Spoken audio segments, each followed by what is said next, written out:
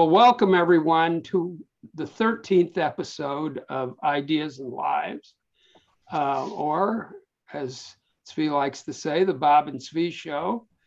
And today, first, Zvi, why don't you introduce yourself again, and I'll introduce our guest.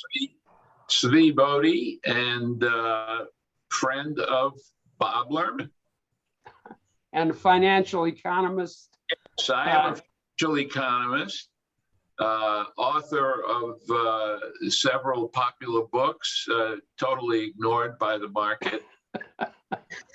But I have a best-selling textbook on investments. Okay, so there you go. So today, I'm delighted that we have with us as our guest Derrick Ramsey. Derrick is former Secretary of the Labor Cabinet and of the Education and Workforce Cabinet in the Commonwealth of Kentucky, where I got to know Derrick through our joint interest in apprenticeship. And Derrick is a strong advocate of apprenticeship. But Derrick has a very interesting life and ideas, and that's what this podcast and webcast is about, Ideas and Lives. And we're going to get right into it. And Derrick also had a tremendous athletic career, which we'll go into as we proceed. So first of all, Derrick, welcome, and we're happy to have you here. Thank you very much, Bob and Zvi. Thank you. So Derrick, let's start from the beginning, where you grew up and your family and early upbringing into, say, mid to late high school. I was born in Hastings, Florida. It's a small town in northern Florida outside of St. Augustine, Jacksonville area. It's known for its potatoes. Many people think of Florida as a citrus state, but at one time we grew more potatoes per capita than any city in America.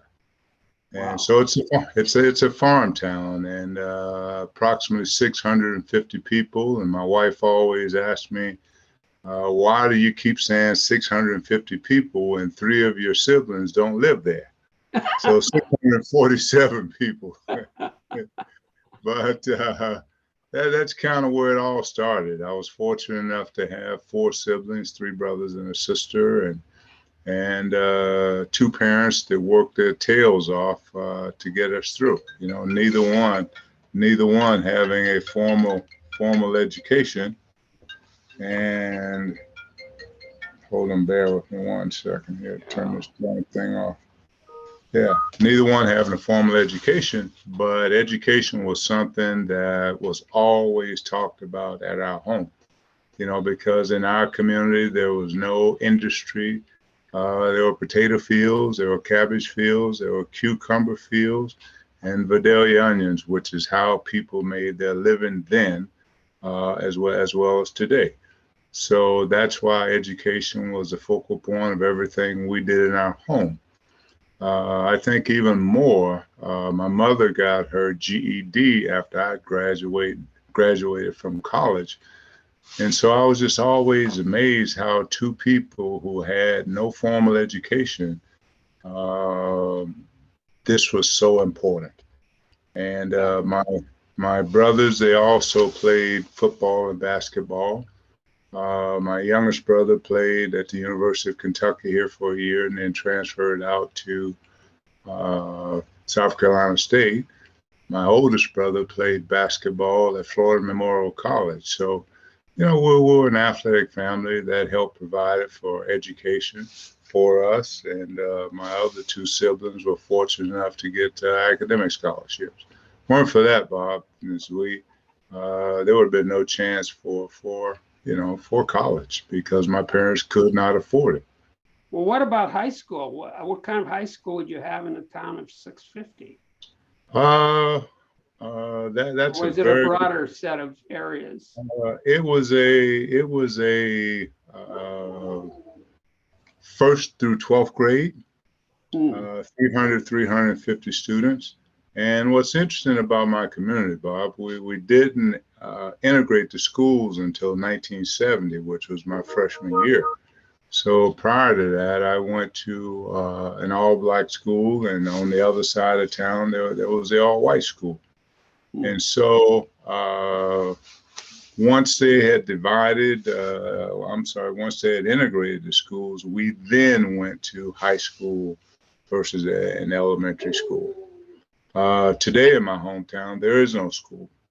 We're, again, as I stated, we're right next door to St. Augustine. So there's a midpoint where we have a high school and an elementary school where the kids of Hastings goes to today.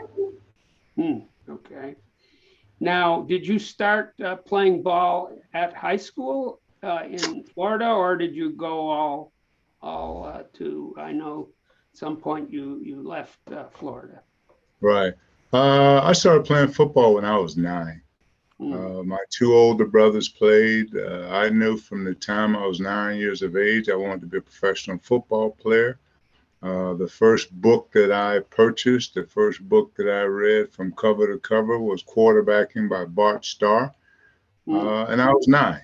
And so I was the water boy for my older brothers team. They are 6 and 7 years older. So I was a water boy for those guys. So I was always around it. And as you mentioned, in later years, after my sophomore year, I moved to Camden, New Jersey with my high school football coach. And he was also my uncle for a better opportunity, because in Hastings, while we won all the time, my freshman year, I was a starting quarterback there, and we were state champs. Wow. 13 and 1, and then my sophomore year we're 14 and 0 and state champs again. But we only had one big lineman, quote unquote, to get a big time scholarship, and that was at the University of Florida. We were very good, but when you're small like that, you got overlooked a lot. And Yeah. so my high school. You So went your to coach- you went to the University of Florida? No, we're getting to I- that. I grew up about 56 miles from the University of Florida. Florida recruited me, but I wasn't interested. And I wasn't interested because my parents were very, very strict when I was growing up. And I knew, had I gone to the University of Florida and my mother called me at 10:30 and I didn't pick up the phone, by 11:30 she would be knocking on my door. And so hence I wanted to give myself a little room to ensure that I wouldn't be getting calls or stop bys. So this transition from Florida to New Jersey, that must have been, what kind of transition was it? That was a great experience. It was as if I had gone to college when I went to high school, because again, my school there had 350 students in Florida. I go to Camden High School, we got 4,500 students, and I got 760 young people that graduated with me. So it was a big time experience. And you talk about going from a community of 650 people to a community of 60,000 people. Yeah. So it was like going to college is more or less what it was like. And you know, you're talking totally different environments, from a small town where we've had maybe 2 homicides in the history of the town to where we were getting 10 homicides on Friday nights in Camden, New Jersey. Wow. Yeah. And so it was just totally different, but the people were so receptive. And in football, they hadn't won. They won all the time in basketball, and I played both basketball and football. But football, my first year there, we were a whopping 2 and 8. And I remember walking down the halls, and these students didn't know exactly who I was. They just thought I was a big, tall guy walking around. Yeah. And so some of the kids would say, "Man, they brought that big old quarterback up here and they're still terrible." So We go from 2-8, Bob, to the next year we're undefeated state champs. So I say, how you like me now? Yeah, so we won the state championship in football. We also won the state championship in basketball that year. Wow. And so it was a banner year for Camden. And as my uncle had suggested, or predicted rather, he said, if you go up here and you perform like I know you can go anywhere in the country you want. And so consequently, by going to Camden, I now become one of the top 100 football players in the country. Mm-hmm. Was Camden the football that much better? Absolutely not. As a matter of fact, my team in Florida would have beat us 8 out of 10 times probably. Wow. Wow. You know, they're just bigger, but the guys in Florida were much faster. And so just a different game. And, you know, we had a joke and still have a joke about Florida athletes. You know, even the slow guys are fast, is what we say.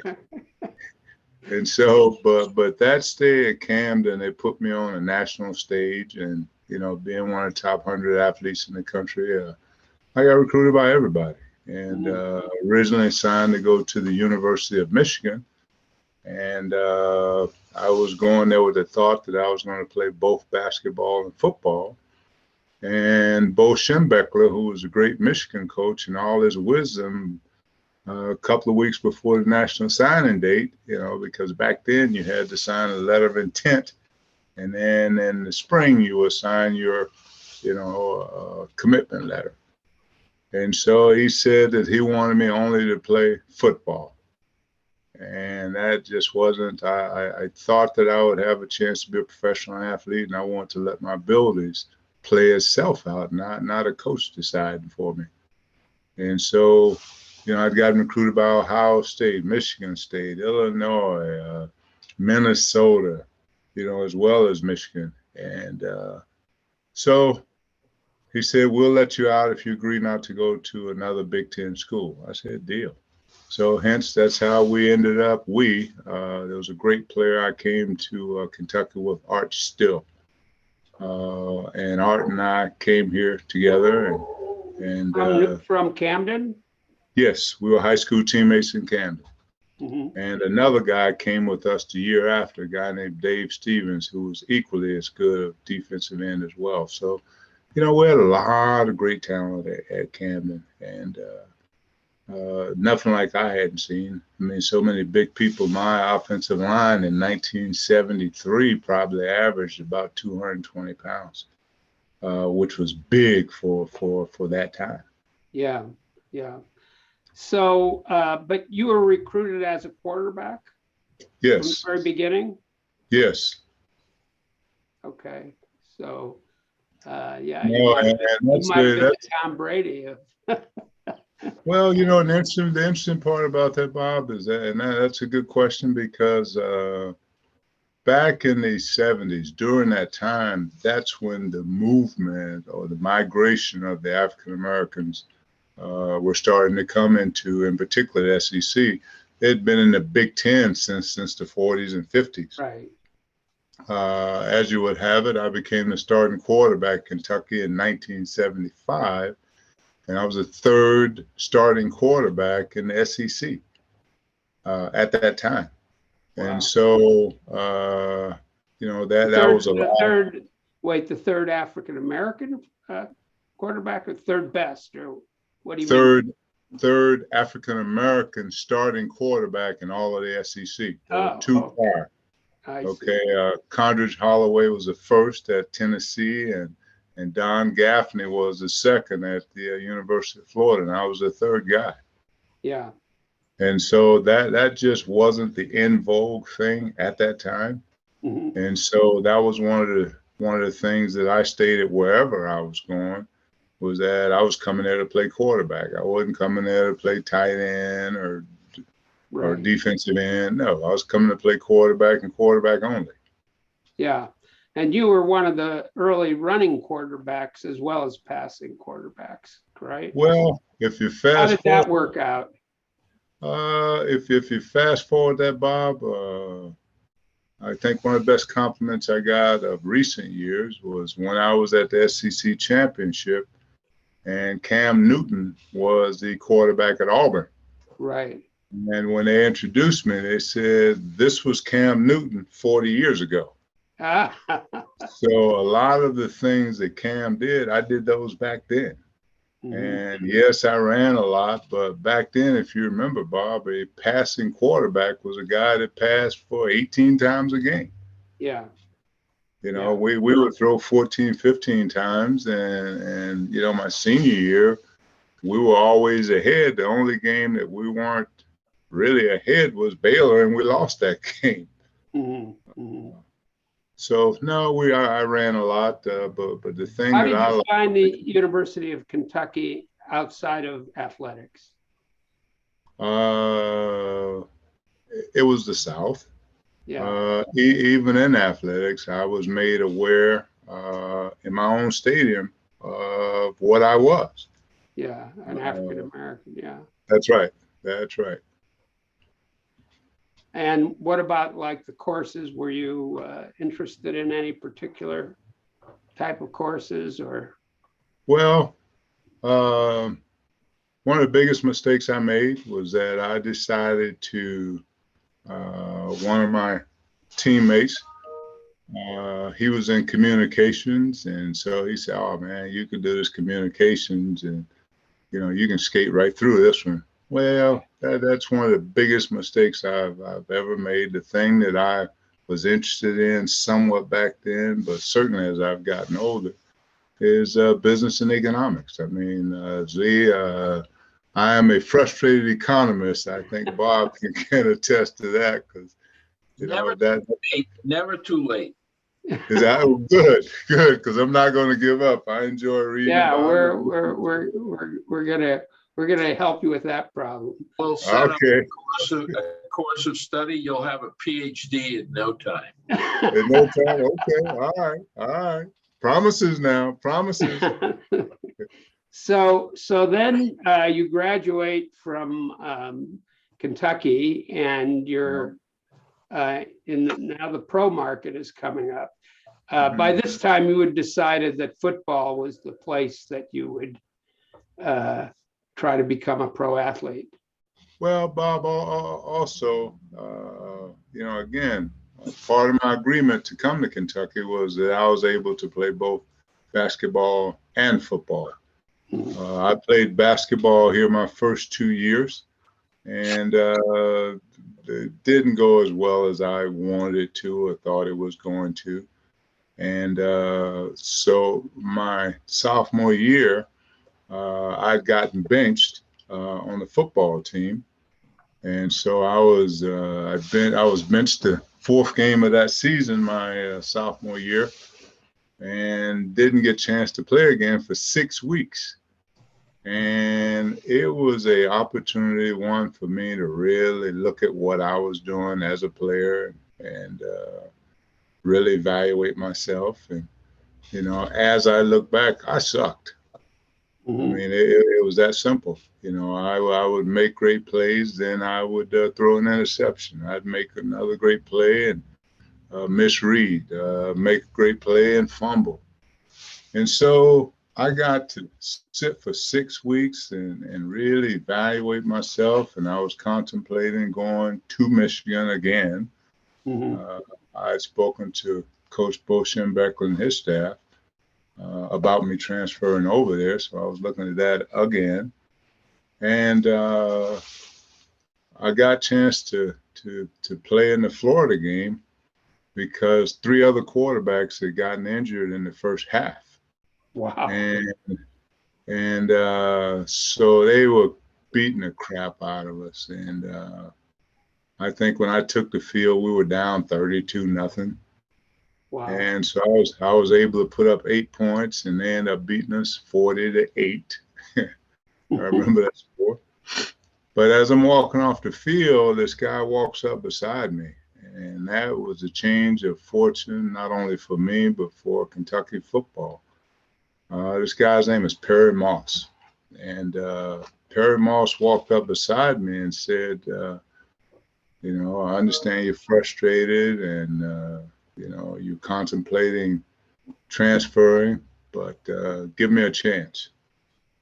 He says, I'll be in Kentucky next week after the Tennessee game and be at my office at 6:30 a.m. And I said, okay. And so we walked and talked, and I went by to visit with him after the season was over. I started the next game against Tennessee, and they beat us, I want to say 14-10, 14-12. And so he told me I coached this guy named Sandy Stevenson. And Sandy Stevenson was a great quarterback at the University of Minnesota. And Sandy was a big guy like myself, 6'4", 220 pounds. And but during the time he played at Minnesota, there were no African Americans playing the NFL, so he had to go to Canada. And you know, when I was growing up, I followed all the quarterbacks because I, was trying to figure out who I could best emulate, or who my skills were very similar to. And so Sandy was one of those kind of players. And so he said, let's give it a shot. If it doesn't work, you leave, nobody mad. And so for the remainder of that semester and until spring football started, which was in March, I would meet with him 3 or 4 days a week, just he and I. So by the time the season started, I knew the entire offense. I'm sorry, not the time the season started, the time spring football started, which was mid-March. I knew the entire offense. And the offense that I ran before was a veer offense, and I was too big, too clumsy. My feet are too big. My hands are too big. So that created a lot of screw-ups. Well, with this offense, it allowed my abilities to shine. The first person I had to read, instead of reading a nose tackle, was a defensive end, or outside linebackers, they were called. And so it just made it so much easier for me to make things happen. Wow. And the rest is history. You went, what, 9-1 or 8-1? And We went my junior year. We won. We were 9-3. We won the Southeastern Conference, which was only the second championship in our school's history. And then my senior year, we're 10-1, number 5 on one poll, number 6 on the other poll in the country at the end of the season. And I make that distinction, Bob, because frequently schools will be like your place, Notre Dame. They were number 4 or 5 at the beginning of the season. yeah. And I think they're what, 10, 9 or 10 now? Yeah. 9. Yeah. And 9 or so 8. Yeah. at the end of the season, we were number 5 on one poll, number 6 on the other poll. So many would argue, I certainly would argue, the greatest team in Kentucky's history. However, they did a recalculation with the NCAA, and Babe Pirelli's great team, 1951, they gave them the national championship. Yeah. Okay. But Bob, the distinction, and Babe was a dear friend of mine, the distinction between his team and my team, even though they won the national championship, the 3 years he played against Tennessee, he never beat them. We beat them in 76 and 77. So that's a big rivalry, Kentucky and Tennessee. Oh, at that time, absolutely. So maybe 20 years from now, they'll come back and do another recalculation and give us a national championship in 77. So now you've been a successful quarterback at the University of Kentucky, and you're waiting for the professional draft. To me, this is where the pro teams, starting with the worst to the best, they get their pick of the college players. And so what happened there? Well, there was a lot of conversation about me wanting to play quarterback, and the NFL didn't think I had the skill set to play quarterback. And so my first move was that I talked to the people at the Senior Bowl, and they weren't going to play me at quarterback. So I told them I wasn't interested in playing in the All-Star game. Yeah. And so that conversation went on between that time and the draft. And I thought I was going to Pittsburgh because Pittsburgh had called me about a week before the draft and said that we're going to draft you in the second round, and we would like to have all the people that we're going to draft come to Pittsburgh. And I said, no, I'm just excited about being drafted by the Pittsburgh Steelers, but this is a moment for my family, so I'm going to spend this time with my family and receive this call. And so they took that as I wasn't going to come and play there because everyone or a lot of teams were concerned about me going to play quarterback at Canada, which was a viable option.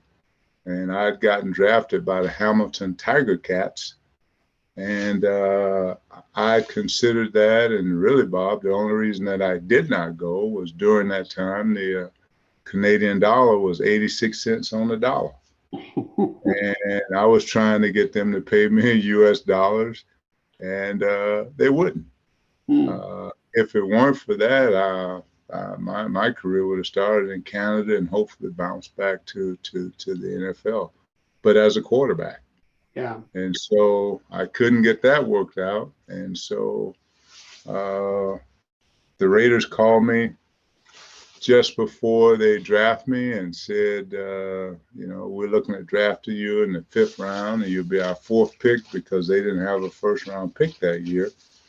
And they said that, we just want to be certain that you're not going to Canada. And I said, no, if you draft me, then I'm going to come there. And so hence that's how I got to the Raiders. And at the beginning, did they tell you at the beginning they were not going to play as quarterback? Or? They weren't sure where they were going to play me. I played quarterback all my life, and they had talked about playing outside linebacker. I'm like, man, you kidding? I haven't tackled anybody in my life. I'm not doing that.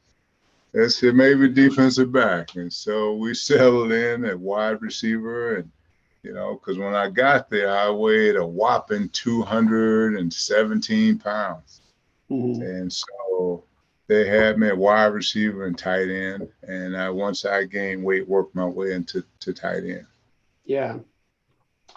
So you had the career at Oakland, and then did they trade you to New England? How did that?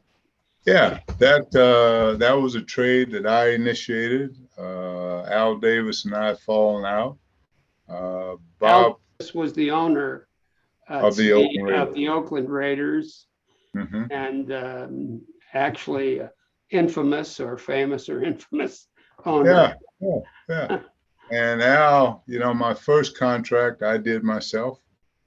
And, my 3rd year, I'd set a club record receiving for all tight ends, and we had some great tight ends with the Raiders.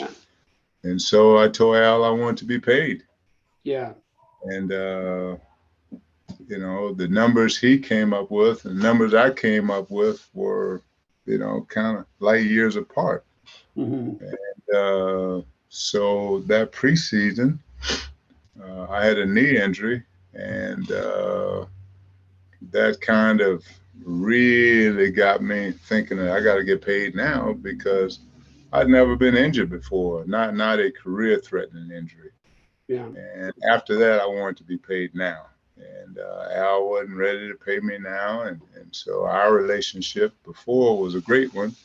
Had all of a sudden soured. So they benched me, and I said, I'm not playing here. I'm not playing behind the guy that they were playing in front of me, Todd Christensen, and Todd and I were friends, but I wasn't going to play behind him. I knew I was better than he was, so there was no reason for me to play behind him. And Al told me this was his team, and I'm going to do what he says. Yeah, okay. But but then he traded you. You were able to do a trade. How did that? well, I was able to push him to trade me because I would not participate. I would go to practice and I wouldn't participate. I just sit on my helmet. And the reason I did that, Bob, is because if I'm at practice, then they can't find me. Well, if I don't show up, then they can find me. Yeah. So I was just there, and I refused to do anything. Yeah. And so, who did they get when they traded for you? they traded. There was me for Hasselbeck, but also the right to Mike Haynes. And it was a great, who Mike was holding out with the New England Patriots. And so it worked out. Mike got his money and I got my money. And so I was and you satisfied. got a taste of New England. Yeah. Where it gets cold. Well, but I got to meet my future wife. So that was fine. Okay. Very good. So how long did you play with the Patriots? 3 years. Yes, 3 years. And we had a lot of success there. You know, of course, we went to the first Super Bowl for the Patriots, although the Bears kicked the crap out of us. But it was my second shot at the Super Bowl. You know, of course, I'd gone to the Super Bowl 15 with the Raiders back in 1981. So to be able to go 5 years later was a sweet deal. Yeah. Well, we want to move on to the rest of your career, your post athletic career. Okay. What were you thinking you would do after the pros? Well, first of all, how old were you when you stopped playing professional football? I was all of a whopping 31. Wow. Yep. And so I had, Bob, I'd been in the real estate business since the third year I was in the league. And I was purchasing real estate, and I had a number of apartment buildings. And I focused mostly on Section 8 and low income properties. And it had worked well. Mm-hmm. And then, as you would have it, the downturn of 88, 89 came. And property values in California, you know, your Californias, your New Yorks, your Miamis, they're the first ones to go up, but they're also the first ones to go down. And I remember this was when we had that earthquake in 89 when the Oakland A's was playing against the Giants. Yeah. We had that earthquake. By December, property values had dropped 15 to 20%. Wow. By that summer, they had dropped another 15, 20%. So they're down 30, 40% in a 6-8 month period. Well, the problem for me is that I hadn't seen a down market. When I got into real estate in 1981, the market just kind of kept going. And so it kind of threw me off. That was an issue. Plus, during the mid '80s was when crack cocaine hit the scene. So with my properties, because they were low income properties, if I didn't get there before the drug dealer got there, I didn't get paid. And so also the state of California is a state where they're more protective of the tenants than the landlords. And so a tenant there that's skillful, it could take you 6 months to get that person out. And so that started to be an issue. And so I started selling our properties. And of course, it was a forced sale. And so I then had to figure out what I was going to do next. And so I decided to go to law school. And I became diabetic in the first semester of law school, or after the first semester of law school. And my doctor told me stress and law school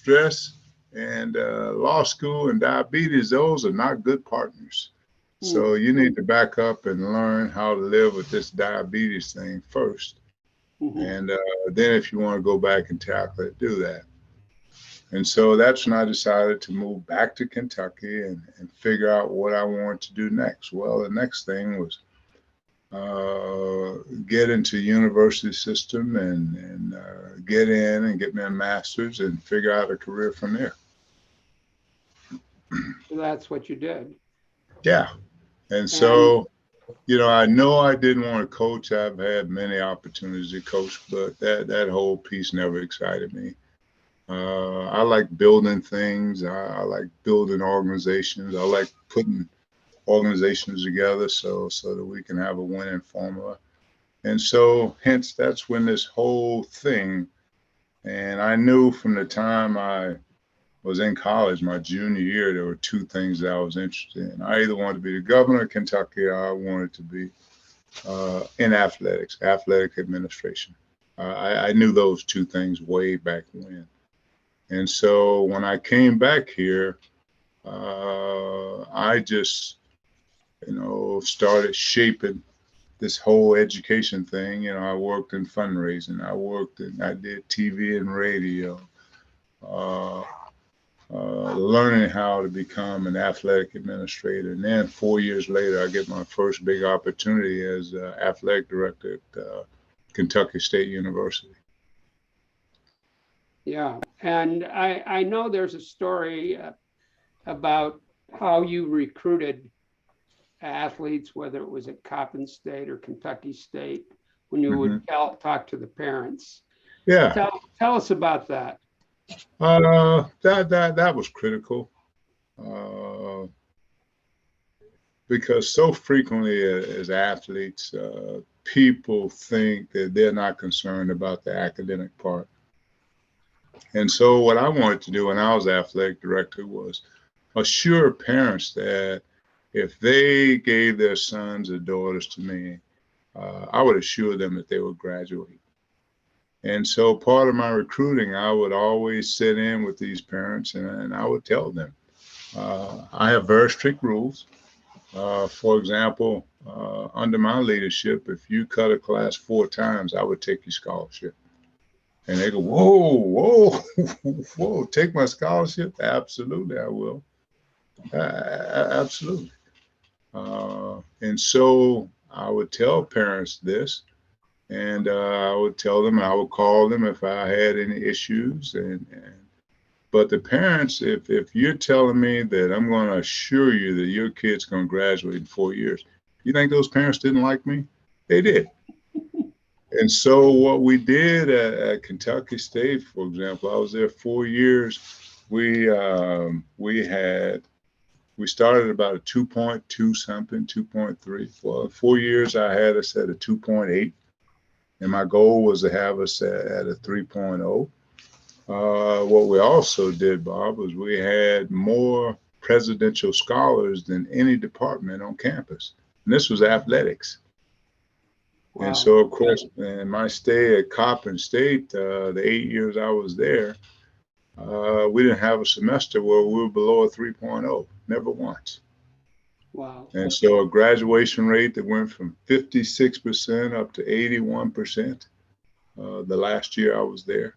And so, but again, it's just that whole focus on the athletic part, because at both of those places, at Coppin State, for example, in the history of that school, we had 2 guys to play professional basketball and 1 guy to make it in the minors in baseball. That's it. So I say that to say you don't come to these places to be a professional athlete. And at Kentucky State, Kentucky State's had a number of football players that played, but not that many. But again, you talk to them about even at the top schools, even at the top schools, it's a handful that have a successful pro career. Right. Well, but more importantly, Bob, the thing that I would tell them, I said, as great as Michael Jordan is, as great as he is, and you could argue that he is the greatest basketball player ever, and I would argue that. But at some point, they took the air out of his ball too. Yeah. And then what? Yeah. And there's nothing people want to hear about what I used to do. People don't want to hear that. It's always, what are you doing now? And so I wanted my athletes to be proud of the fact that they've gotten their degrees and they've gotten on the road to what life looks like. Yeah, to a career. You know, Yes. when I taught at Boston University in our MBA program, Mhm. I had as students over the years some professional football players, Mhm. Mhm. and yeah, they were preparing for their career. What happens next? Yeah, and it Yeah. starts, as you demonstrated, it starts in the early 30s. I mean, Yeah. It starts before then. The average NFL career today yes, is 2.76 years. no kidding. Whoa. No kidding. Ah, No kidding. that is something. Yeah. So the sooner you start planning, and the way I went about it was, when I was a professional athlete, I was already planning. When I was a collegiate, I was already planning. You know, and so back then, when I got into football in 1978, the average salary was $48,000. That is not a lot of money. No. And so Bob, when I was having these debates with Al Davis, I would tell him, I'm playing football because I want to. This isn't because I have to. Yeah. And so my way of looking at life and the way most athletes or people looked at life was just different. Yeah. I knew that wasn't something that I could do for a very long time. I was fortunate enough to do it for 9 years. But an interesting part, here we are, 40 years later. I made a heck of a lot more money post football than I did while I was in football. Wow. Yeah.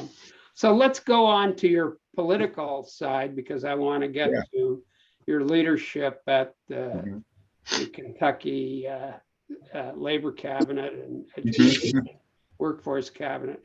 How did you get into the government positions? Well, and I had a mentor, one of my close friends. His name is Jim Host. Jim Host, Bob, was the owner of Host Communications, which was the largest amateur marketing company in the country. And he had mentored me for many years, and he became Secretary of Commerce. And he asked me, when I was athletic director over Kentucky State, to come over and be his deputy secretary, which gave me a bigger stage, because I was responsible for the horse park. I was responsible for the fairgrounds and the Kentucky Sports Society. So at that time, I was managing $50 million.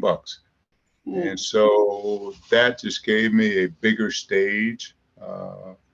Also worked with the state parks, which was a big piece. So it just gave me a really good idea of how and what government actually does.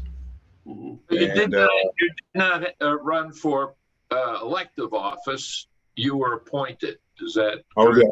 I was appointed as deputy secretary as and then as secretary, I was appointed again by a second governor. Yeah. So that was much later that you were. Right. Only a that few was years after, ago, really. after the deputy secretary, we didn't get reelected. And that's when I went to Coppin for those 8 years. And then you came back to Kentucky. Then I came back to Kentucky under Governor Bevin as Secretary of Labor. Right.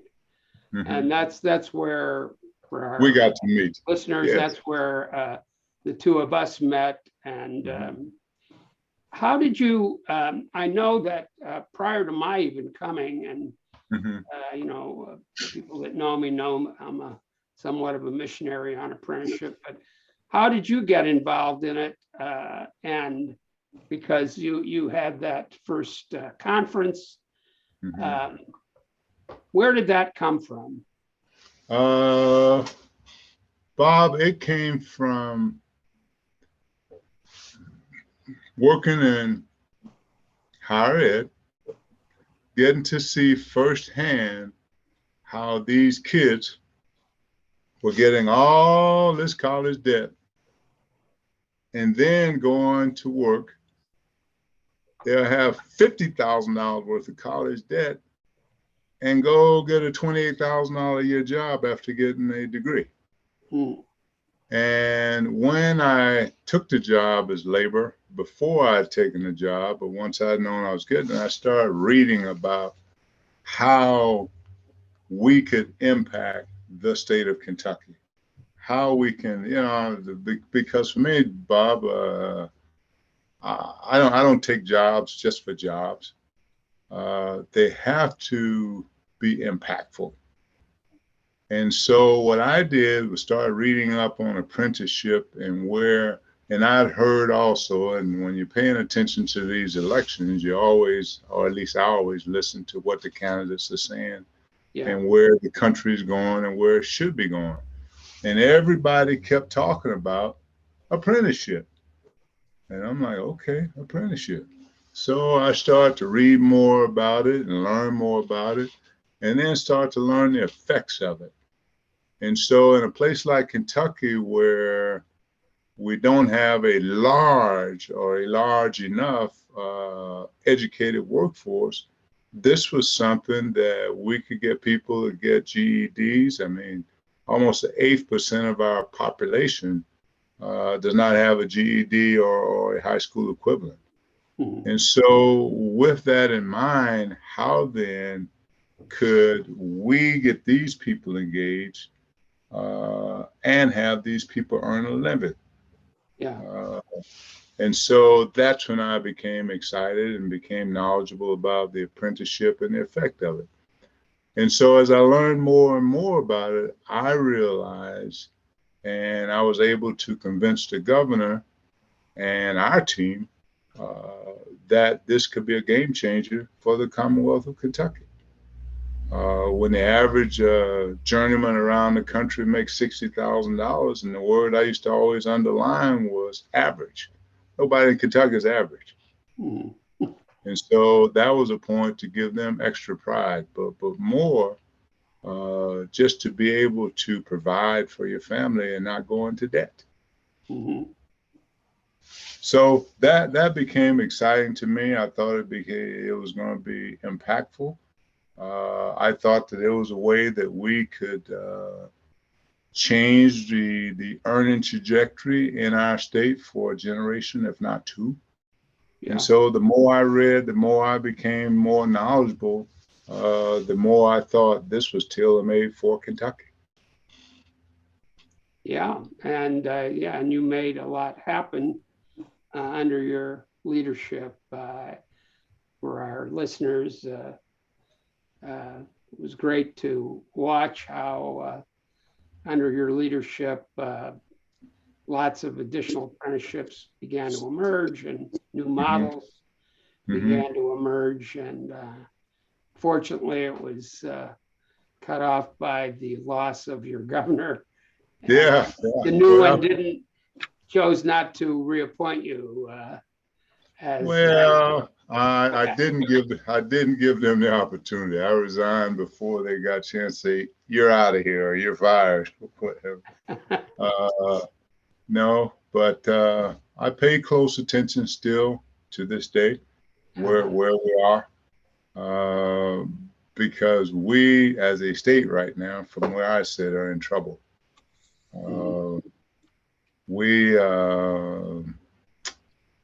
That number of people, Bob, in 08, 09, during that downturn, when we left office in December 2019, there was still over 200,000 people that had not come back to the workplace. And my fear from this last downturn, Kentucky percentage-wise was one of the highest states in the country. We had over 700,000 people that filed for unemployment. And keep in mind, we only have 4.4 million people. Wow. So my thoughts are, and I'll be shocked if I'm wrong, 2030, we'll still have over 350,000 people that did not come back to the workplace. So Derrick, do you want to use our podcast to announce your candidacy for at least lieutenant governor, if not governor? Well, we'll see. We'll see. All right. So now we're going to turn toward the end here. It's an amazing career. We're going to turn toward the end here on sort of your ideas, and I suggested that we talk about both the ideas for young people, especially African Americans, and also your ideas about where athletics could be improved in the country. So you take whatever order you like, and I'm sure our listeners would be happy to hear what your reflections are. You know, the interesting part, Bob, when I think about apprenticeship in our community, I remember when I was a young person in my school down in Florida, and we had both a vocational part and we had the academic piece. You know, at that time, there were two on-ramps, if you would, to success. One was vocational, the other higher ed. And so there's been this disinformation that's been going on forever. You know, the fact that they tell you that you have to have a degree. And I've stated this, and you've heard me state this a number of times. If I were a young person today that did not have a athletic or academic scholarship, there is no way under the sun I would take on this kind of debt. No way. Knowing that I have the option of becoming an electrician, an HVAC guy, and on, IT, or a lot of in IT now. Yeah, because so many people think that you know, success is represented by when you get your college degree and you got this big old cheese. That's what success looks like. No, it doesn't. No, it doesn't. And so the thing that I was doing back then, the thing that I'm doing now and will continue to do is in my community, make people aware of all these incredible opportunities. They're not for the dumb people, which is how they were preached when I was a young person. Well, you're not a good student, so go over there. Well, my comment to these people as I fast forward today, my wife and I, we just had 2 faucets and a trash compactor replaced. I purchased both of the faucets. I purchased the trash compactor. So this gentleman came to my house with his little bag, about like such, with his tools. And he walked to the door and said, "Are you Mr. Ramsey?" I said, "Yes, I am." And he says, "My service charge is $120 and I charge $90 an hour. Is that okay?" "Yes, sir. Let's get started." Well, 3 hours later, 3.5 hours and some change later, I wrote this gentleman a check for $419. And all he brought was his bag. Somehow, the numbers just didn't seem right, but hey, that's what the gentleman charged. That's what it is. And so with those kind of opportunities, I just want to continue to make people aware of those incredible opportunities. That's right. And I think increasingly in manufacturing, they're doing more advanced manufacturing and having a lot of really outstanding opportunities in those fields. The number of mechanics is very short. Did Mhm. you Well, see? and also, Bob, we just landed here in Kentucky. The governor just announced it 2 or 3 weeks ago. We're going to be making batteries for those Ford electric vehicles. And so it's going to be 5,000 new jobs. But the interesting part about that is first they got to build a plant. So it's going to require that kind of skill set. And then after they get the thing up and running, somebody's got to maintain it. Yeah. And then you got that second and third group that's going to support them. And Yeah. so, while they're saying 5,000 jobs, this could easily be, and it's a $5 billion project. Mhm. So this could easily be 10,000 people. Sure. But again, these are not people that have to have an engineering degree. These are people that have the skill set that we've been talking about. Yeah. So, Derrick, when you were in state government, were you able to create a framework for apprenticeship, for encouraging training of people in those vocations? Absolutely. That's and more. I'm proud to say that we brought banking, we brought insurance, we brought state employees, a whole different look because. Oh, it started in high school. Starting in high school, is that the Yeah. thing? Yeah. With some of those kids, and in particular in state government, they were hard to find people. For example, in IT, because you had to have a bachelor's degree. And so I would mention this to the other secretaries that we needed to bring on some young people and we need to start growing our own. And Zui, what made me think about that was we went away from the defined benefits. Yes. And so when we went away from defined benefits, from my perspective, people came to state government for stability, for defined benefits, and those long careers. Well, once that's taken away, they're competing with every storefront up and down the street. And so I would tell the other secretaries, you really need to consider this. And they would chuckle and, really apprenticeship, huh? Yeah. Well, as time would have it, as I mentioned, with the IT, you had to have a bachelor's degree to come on board. Well, we soon changed that. All of a sudden, we got now these apprentice people that have a associate's degree, people that are in high school. We changed it. Yeah.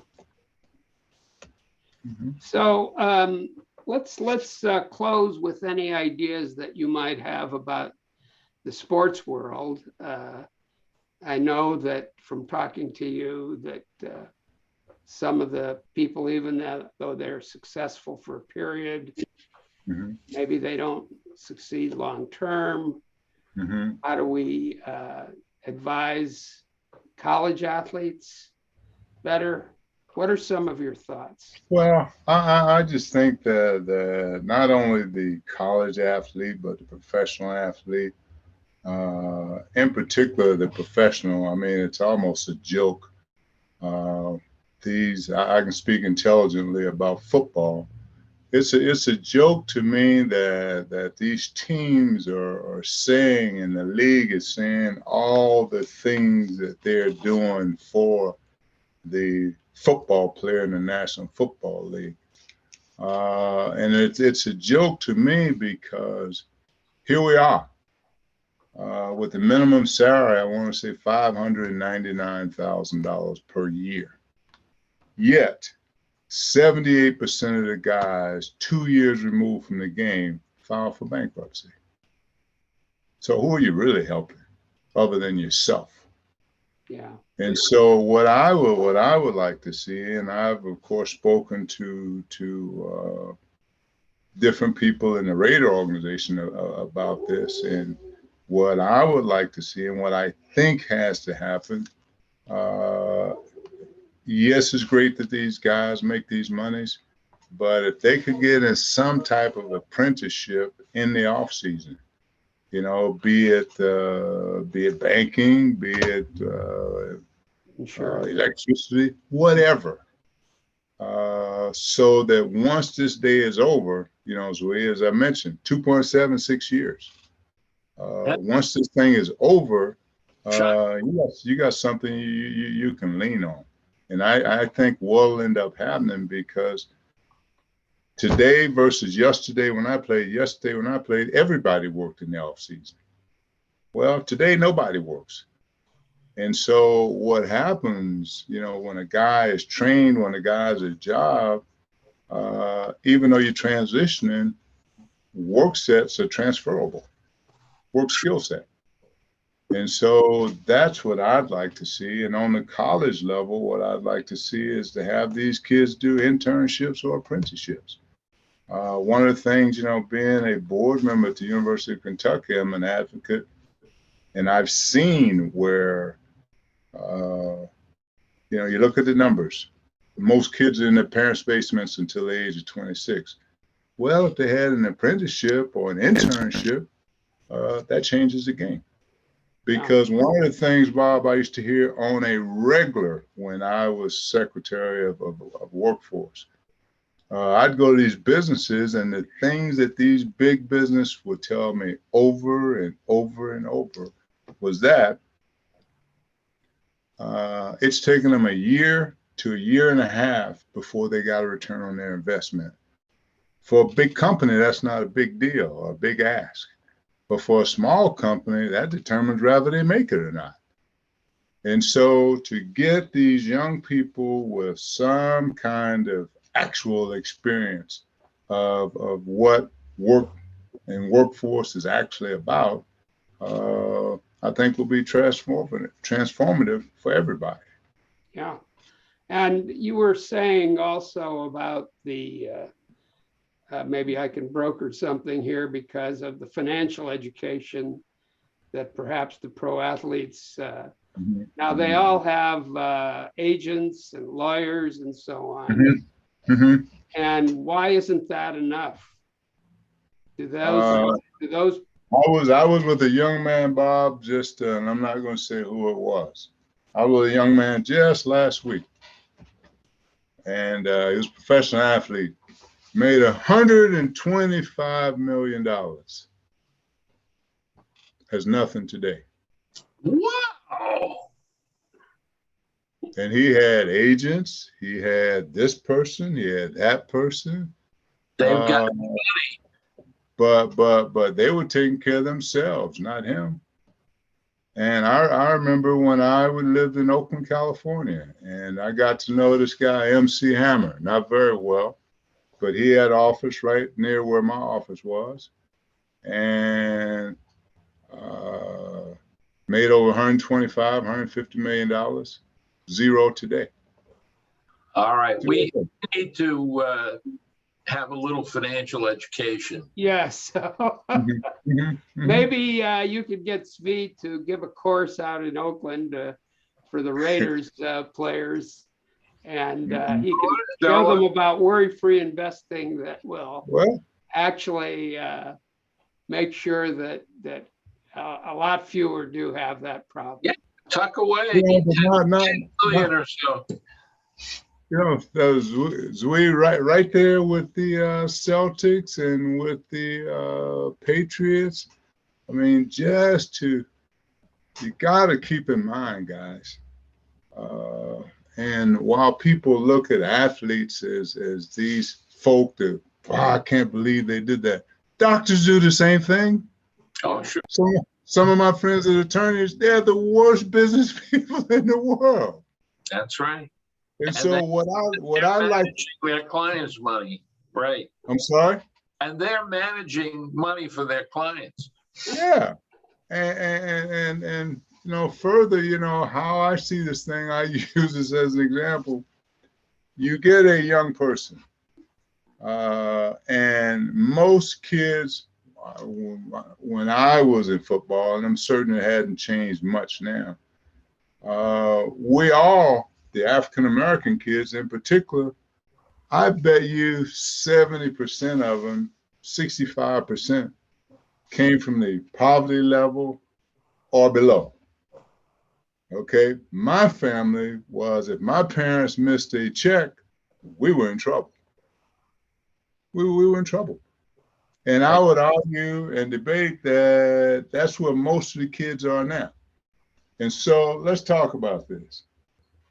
What I liken this thing to, if you could get a Ferrari or a Corvette, a convertible, and you pack this thing in there with money, and then you tell that person, drive as fast as you can, and all this money just flies out.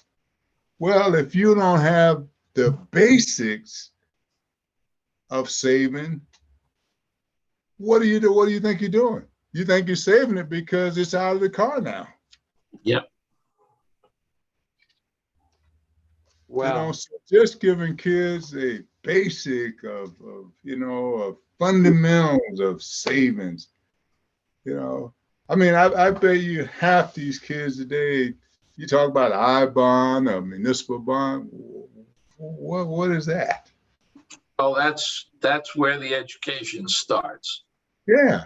I mean, further, and I'll close with this one, Bob. There was a young man, to give you an idea. There was a young man that I was mentoring. And I told him, I said, hey, man, there are two critical things I want you to do. I want you to pay your bills on time and make sure you guard your credit. Okay? All right. So I said, take your check and you write the check out and send it, first of every month. So we're at practice one day and the guy comes to me and says, hey, Ramsey, you got to help me. I said, what's going on, man? He said they're getting ready to repossess my car. I said, what are you talking about? I said, I thought we went over this. You were supposed to pay your bills the first of the month, every month without fail. He says, I did. I promise you I did. So I said, well, all right, I'll go out here and talk to this guy and see if we can, talk him down off of towing your car. And so I'm talking to the guy, I give him $100, and I say, hey, man, just act like you didn't see the car. Okay. So I go back inside, and this kid gets his checkbook, shows me his checkbook.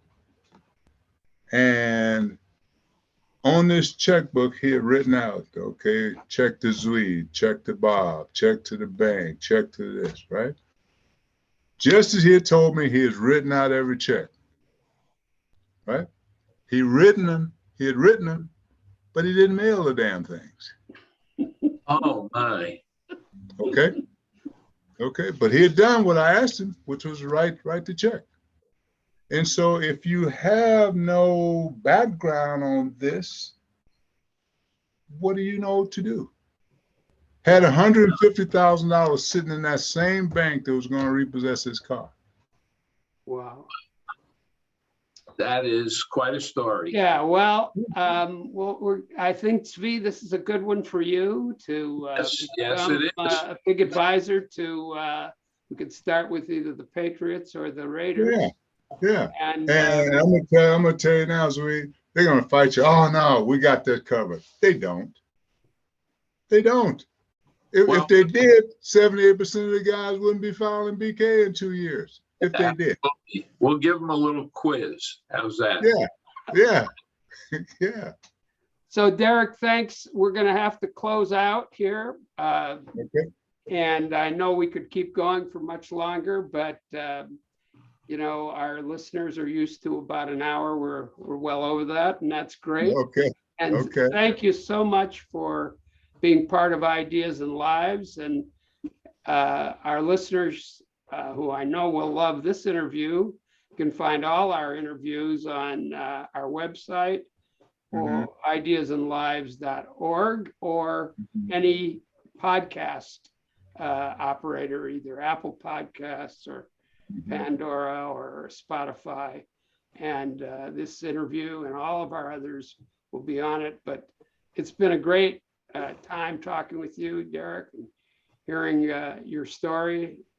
It's quite an American story, and I'm proud to be your friend. And Thank you. we'll keep going. And Spee has the final comment, and this may be something you haven't.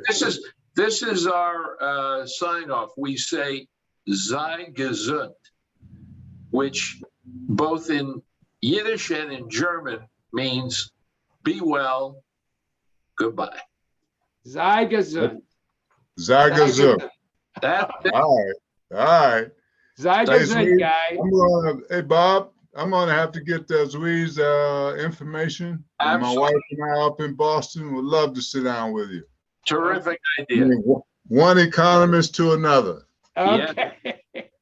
All right. Thanks again, Derrick. I'm stopping. Thanks, guys. Now. Bye. All right.